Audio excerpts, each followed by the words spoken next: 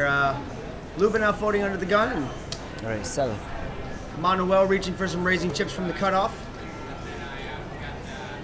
Looks like he's just going to make the raise up to 7.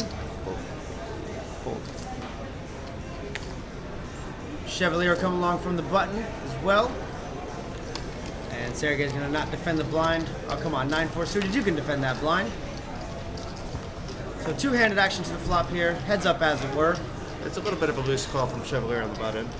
But it's suited. It is suited. But it he was does suited. like suited cards. So bottom pair for Chevalier, top pair for Manuel. And some backdoor flush possibilities for Chevalier as well, but let's see how he wants to play. It's going to go check from Manuel on the flop. And I think Chevalier might bet out here. He typically likes to He tends to take stay control aggressive. when something is passed along over to him. Exactly.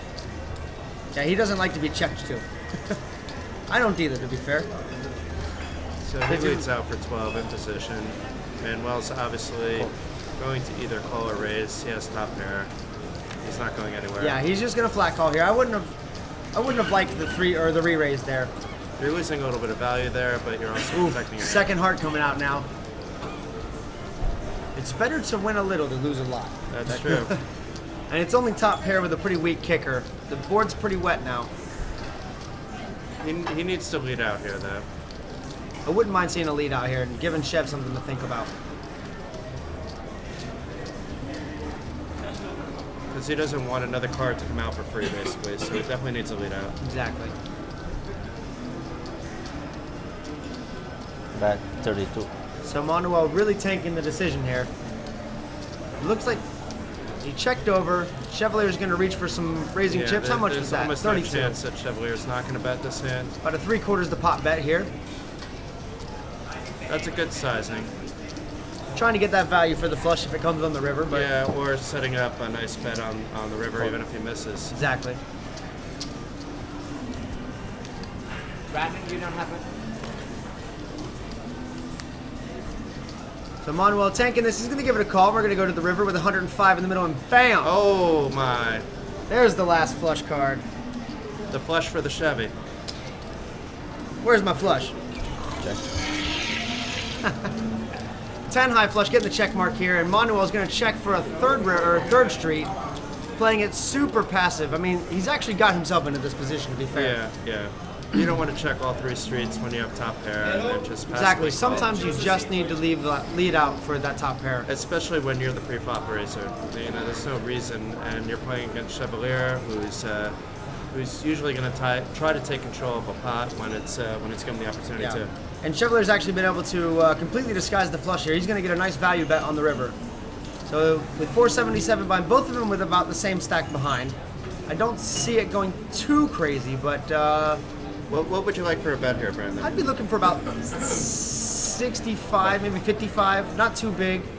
Don't want to scare him away. Or 85. even like a little bit more, like 75 to try to make it look a bit fishy. I like a 75 bet here. He actually leads out for 85. That's pretty good. 85 is a little bit more, but It makes it. See, I learned last night that the bigger the river bet, the more fishy it looks. yeah. And And that small river bet looks value bet, and it looks really strong actually. So going for a larger size bet, I like it. And Manuel's range here is that he was either still playing a 6-7 for already made a straight, 10 jack for going for a straight, top pair, middle pair. Yeah, any set could have a full house. I mean, it's actually there's a big range there. So at 85, you're sure going to get a lot of those hands to fold. You're going to get the 10 jack to go away. Yeah, But Manuel you're gonna actually get should the find a 6-7 fold here with call. just top pair. There's so many hands that beat him. It's a tough spot though. Raise. On the tank. 2-4.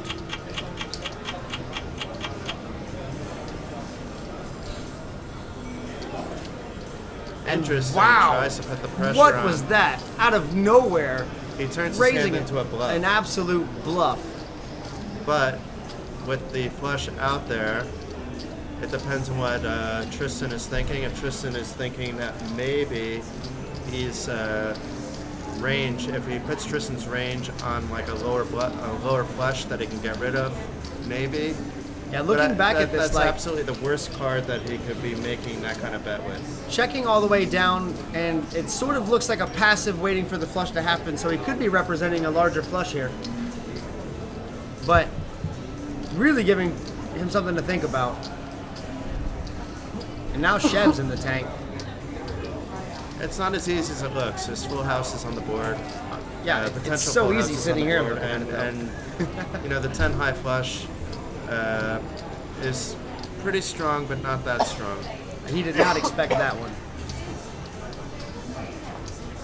The problem is what Tristan's probably thinking is that he called on the flop, right? So how many 8s are in his range? How many pair of 9s? How many pair of 5s are in his range? You know, he's not afraid, obviously, the 6-7. The 10 jack, it's a good bet if you have the 10 jack because you have no chance of winning. So Tristan's probably thinking this over. He's actually eyeballing his opponent. But I think at the end of the day, there's too much in the pot. It's 155 to call. We're going to see a call here. He's shaking his head in frustration now. And I think he just said he has to call.